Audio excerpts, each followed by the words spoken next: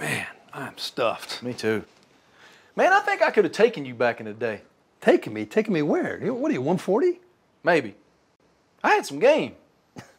You're talking about flag football, right? Nope. Paper. I'd whip your tail in paper football. You carry around a paper football? Every day. I don't leave home without it. Kick it off, big boy. You're on. Eckrich. Get Saturday done right.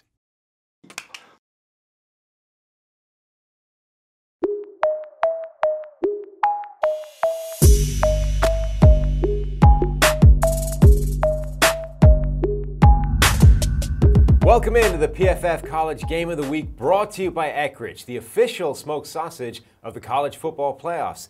Steve, week one of the college football season is upon us. Really the biggest game on the docket it's a monster one. It's two teams in the top 10 of the PFF College 25. Washington from the Pac-12 heading to play Auburn on the East Coast. Big distance for them. What's going to happen? Well, we've got a big test for the Pac-12 going up against the SEC, and I think that's the biggest storyline right now. Everybody's looking to Washington as kind of the flag bearer for the Pac-12. So when you get into this conference discussion, everybody thinks the SEC's up there as maybe the best conference in the nation.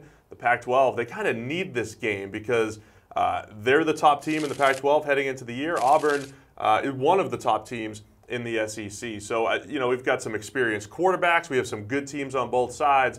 But I do think this conference discussion is a key one. And the flip side of that is Auburn hasn't always been at its best early in the season against non-conference opponents, and Washington is a legit opponent. So you've got Washington's side having to prove that the Pac-12 is for real, and you've got Auburn having to prove that they can handle a really tough opposition early in the season. Yeah, that part's going to be big. And I think when you look at the SEC, everybody talks about the trenches and how good they are on the defensive lines and the offensive lines.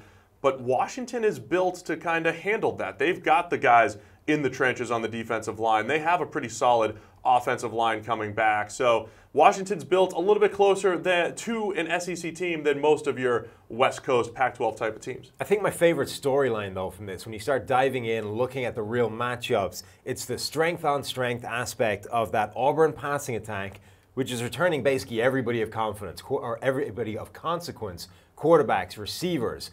They should be able to bring that against arguably the best defensive secondary, the best coverage unit in the entire country. Yeah, so let's start with Auburn. Jarrett Stidham at quarterback. He has massive expectations this year, but I think when you look at his career as a true freshman at Baylor and then last year after transferring to Auburn, it's been all about the deep game for him. He's been one of the better deep passers in the entire nation the last few years that he's been playing. But the question is the short game, the intermediate stuff, and just a few more of those high percentage throws. And there were so many games last year where he was really, really good when they beat Georgia. And then when you get to the SEC championship, not so good after the first drive. So Stidham has been a bit of a roller coaster these last couple of years. But if you get his top end play, he's really good. And I think with the receivers coming back, with a guy like Ryan Davis, who's one of the better slot receivers in the nation, that bodes well for Auburn. However, at Washington, maybe the best secondary in the entire country. As you mentioned, guys like Jordan Miller, Byron Murphy, neither guy played even 400 snaps last year, but they were excellent in their limited time. So they're back and ready to go.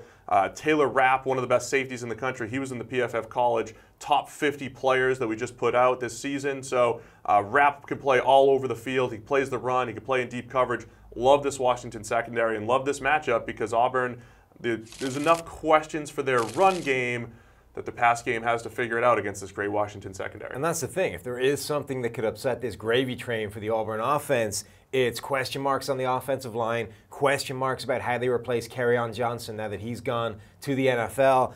Is it all on Jarrett Stidham, or can the running game and the offensive line hold up their end of the bargain to help him out against a really formidable-looking secondary? I think it's going to be all about the pass game. Auburn wants to run the ball. They're going to try to run the ball, but like you mentioned, questions on the offensive line. I think a big key will be Jack Driscoll, who transfers in to play right tackle from UMass, my wife's alma mater, Sam. So he's coming down to the SEC to see how he does. And he graded really well for us last year at UMass. And that step up in SEC and Pac-12 competition this week will be a challenge. So establishing the run might be tough for Auburn. And then you look at the other side of it, it's Greg Gaines at Washington. For the last couple of years, they had big Vita Vea at 340 pounds.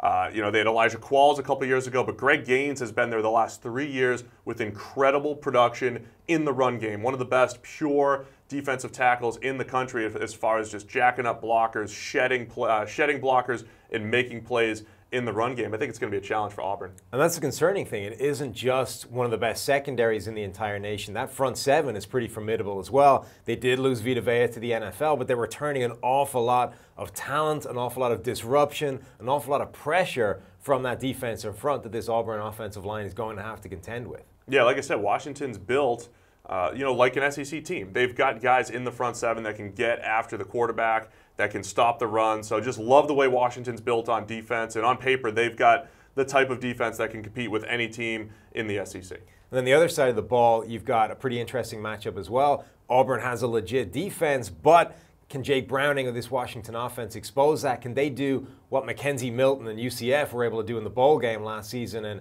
kind of show how to attack this defense? It's funny. We were just talking off camera. I was talking to Zach Robinson about Mackenzie Milton and what he did against Auburn last year. And he was really aggressive. I mean, he took every single chance, and we love Mackenzie Milton. We love his arm talent and his ability to make tight window throws. I'm not sure Jake Browning has that type of arm to maybe make the special big-time throws that Milton makes, but Jake Browning has 3 years in this Washington system. He has mastered this thing. He doesn't have the greatest arm. He's had some ups and downs the last couple of years, but he makes good decisions. He finds the open man. And, when he is healthy, he was a little banged up the last couple of years with his shoulder. When he is healthy, he can make the throws down the field that he needs to make. So I think it's going to be about him spreading the ball around. And they do have a rushing attack with Myles Gaskin, again, who came in with Browning and has been excellent these last few years.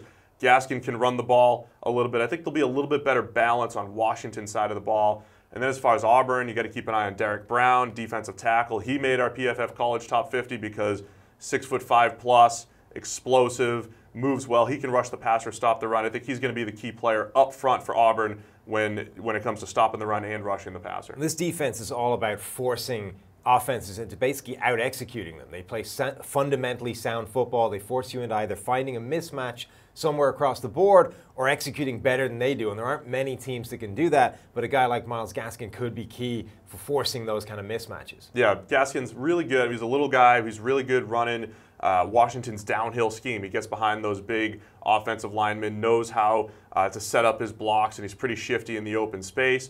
And then on the other side with Auburn, I think, some question marks at linebacker. They're pretty good. A couple spots in the secondary. We mentioned Derek Brown up front. I think the other guy to keep an eye on with Auburn at corner is Jamel Dean. He looks like a linebacker. I mean, he's like 215, 220 pounds at corner, and he absolutely destroys wide receivers and press man coverage. He's the other guy that's one of our top corners in the nation coming in. So Gaskin on one side with Washington, and keep an eye on Dean at corner on the other side. It sounds like it should be a great matchup. That's going to wrap it up for the PFF College Game of the Week preview, brought to you by Eckrich, the official smoked sausage of the college football playoffs. Don't forget to pick up Eckrich smoked sausage at your local grocery store for this weekend's tailgate or homegate party, and make sure to visit EckrichFootball.com for great game day recipes and to enter the season-long $1 Million Challenge.